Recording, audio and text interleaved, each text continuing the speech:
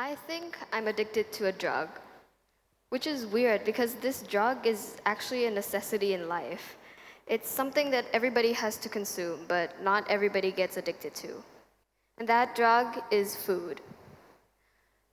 I can't say that I have a clinical disorder because I haven't been tested for it, and I don't want to assume that what I'm going through is the same as something truly compulsive and toxic.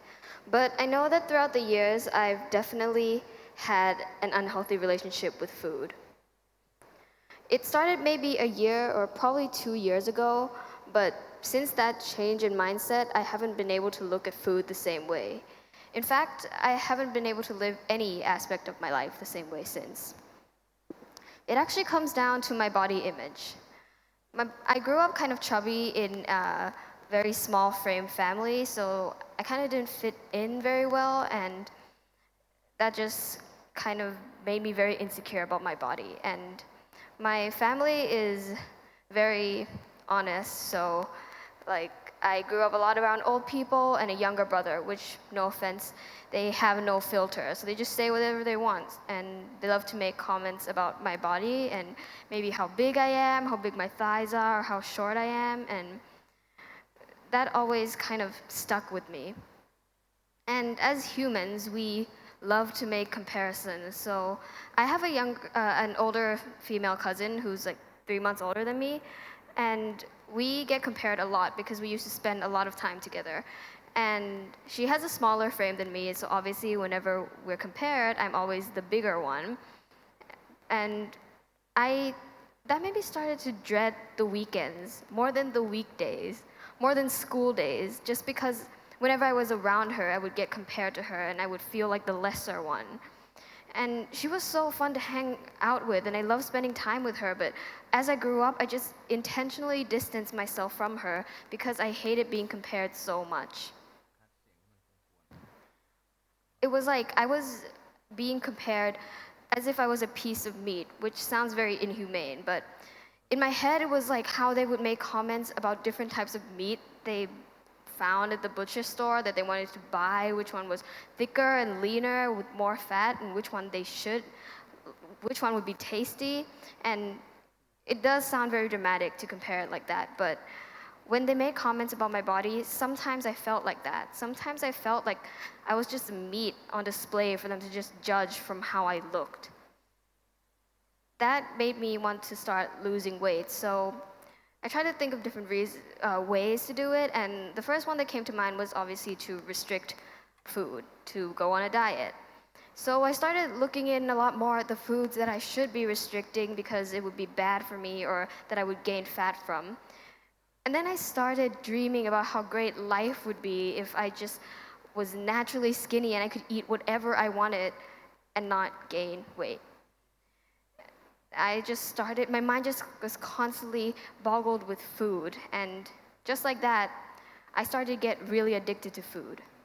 When I felt stressed, I would just want to eat food that I wasn't supposed to eat food when I'm on a diet. And whenever anybody made comments about my body or even complimented other people in my presence, I would want to eat food. Or when I was disappointed and frustrated with myself, I would want to eat food. And when I was eating, I would feel so ecstatic and happy, and I just forgot about all my problems. But once I took the last bite, or I'm so physically full that the food was piling up at the back of my throat, I regretted it. And I beat myself down because of it. And I felt out of control, and I had no way of gaining back the control, so I just wanted to eat to forget again. It sounds a lot like a drug addiction, right? And it took over my life. When it came time to eat, all I could do was just think about the food, and I just forgot about everybody around me. When it was dinner time, I would talk to no one, and even when my younger brother was trying to start a conversation with me, and he never does that. I just ignored him because I was so focused on food. And just like that, my life was just ruined. Everything was all about food and food and food all the time. And the aftermath, I gained weight. But worse, I lost all my confidence, which I didn't have that much to start off with.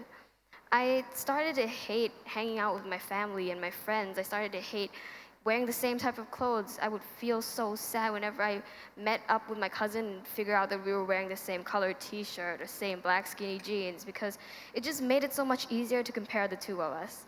And it got worse, and I just hated walking or even standing next to them, because when we were side by side, it'd just be easier for them to compare us together. And it also got to the point where I hated to walk across my living room when there were people in the room, because even for a split second, for like 5 steps across the room, they'd be staring at my body, and I just couldn't handle that. And that stopped me from doing many things in life, and I regret both the big and the small things that I chose not to do just because I was afraid of how I would look doing them. And this is probably the part of the talk where you're anticipating for a magical result or some solution to this problem, but I'm sorry to say that I have none. And I still haven't found a real solution to it. But what I tried to start doing, what I'm still trying to do, is just to let go of myself more, to just stop worrying so much and thinking so much, because as cliche as it is really true. If somebody is gonna judge you by how you look, then they don't deserve to matter in your life. And I know that these things, they don't happen overnight, but this is a part of me where I'm ready to make a change. And so this is why this talk might be a little bit different from the ones you've heard before, or the ones I've seen before at least. I'm not here in the mind of an experienced expert in the field who has gone through the experience and know the best. I'm here actually to ask you guys for help instead of giving you the advice, because this is my strategy. This is my first step towards accepting myself, admitting my struggles. And to some people, this process might just be admitting to yourself quietly in the comfort of your room. But to me, I know that I have to admit to other people about my struggles, which in this case, I have an issue with admitting to somebody that I have this struggle. So I'm admitting to a lot of people that I have this struggle, which I know there's a fundamental flaw to that logic, but I'm trying to find new ways to make a change, because if I don't like the way that I am now, then that's a good enough reason for me to try to change that. So this is me taking a stand, taking a step towards finally accepting myself, admitting my struggles. And yes, it does seem extremely selfish that I'm here just to talk and help myself. But with all this selfishness that I hope to gain from this, I also hope to give from this. I hope to give hope to the people who are struggling like me, be the one to take the first step alongside millions of other people who I know have the same struggle. And I hope to be an inspiration, or at least a little piece of inspiration, that would inspire people to start taking a step to truly smiling again. And most importantly, I wanted to give a perspective of someone who is still struggling, because I have always struggled with food, I am struggling with food, and I always will. But this eternal struggle doesn't mean that you should ever stop trying to change. And this eternal struggle should never mean that you should ever stop trying to fight for yourself. So be selfish.